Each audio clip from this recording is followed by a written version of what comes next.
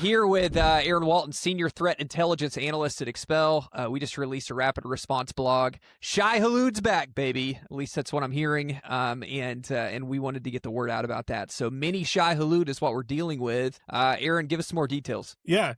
So far, there's not any actual relation to the other Shai-Huluds. I think they just wanted to take that well-known label and slap it on their own thing.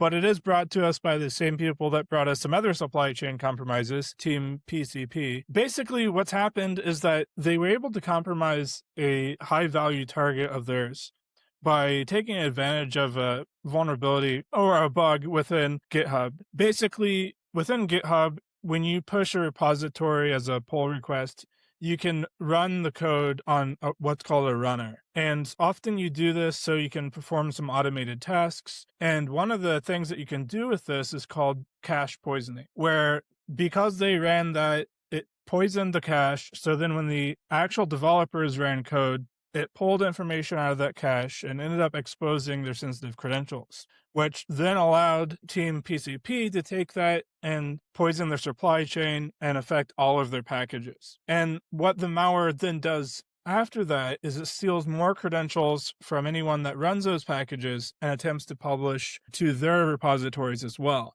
So it ends up becoming what we call a wormable attack, where it can continue on its own and infect new packages and go on endlessly.